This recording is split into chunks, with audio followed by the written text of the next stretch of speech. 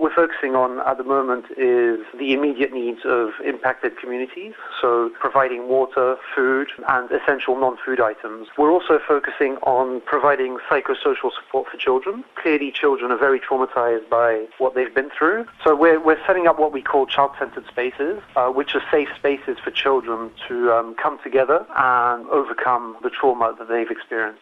Can you elaborate on the child centres a little bit?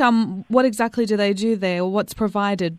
Right, well, in emergencies, children are particularly vulnerable because parents and family members are looking for food and for water, and so there's no one to take care of children. So what we do at ChildFund is we provide a safe space for children where they can come and gather, and we conduct normalizing activities which helps them overcome the stress that they've experienced. We provide play, we provide singing, dancing, just normal children activities so that they can take part and they can also express what they've gone through.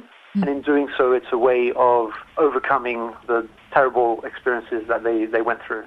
How difficult is it in these situations to keep children, whether you want to call it entertained or distracted from the experience that they're going through? Well, our experience at ChildFund working in the Philippines and also in other countries around the world in disaster situations is that it is difficult to do so.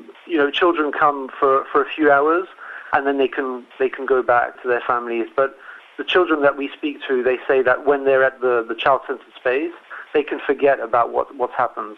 They can be themselves, they can be children again, they can play with other children, and for a few hours at least, they can forget the nightmare that they went through. Slowly, it helps them overcome, the traumatic experience.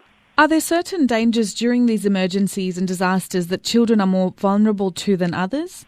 Yeah, clearly there are issues around child protection in emergencies. We haven't seen anything on the ground yet, but our experience shows that, children are particularly vulnerable to trafficking in situations like these. There's a lot of chaos. Children are wandering the streets on their own, unattended, when parents are busy looking for food and water. So clearly there are issues around that. And organizations like ChildFund put in place child protection mechanisms to try and prevent child trafficking. The child-centered space that I was referring to before also is a way to combat these sorts of issues. So are there a few of these set up in different areas? Well, we've set up a child-centered space in an evacuation centre in Rojas on Panay Island. That was the first one that was set up. We're looking to set up in Ormoc as we escalate our response, and also eventually in Tacloban when we can get access to Tacloban. Obviously, as we mentioned, the humanitarian aid such as food, water and shelter is essential. But how important is emotional and psychological support for these children? Absolutely. That's one of our key focuses is on providing that psychosocial support for children. We have a lot of experience in working in disasters in the Philippines and beyond. It's a key intervention that ChildFund focuses on. What are some of the challenges that you're faced with? Sure. Well, some of the challenges that we're facing in the field is until yesterday, we were completely cut off from our local partner organizations that we work with in the Philippines. So we lost contact with them on Friday morning when Typhoon made landfall. Communications are slowly being restored, but obviously they're still patchy and communications is difficult. Another challenge is transportation. Topography of the Philippines is very difficult to navigate. To get from where I am now, Cebu City, to Ormoc requires taking a boat. The port has been badly damaged.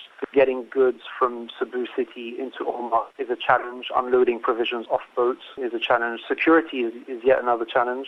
There's been widespread reports of looting and vandalism. And our experience is that we work with local government units to coordinate the distribution of goods, and in doing so it kind of reduces the insecurity because the local officials can take a coordinating role in distribution.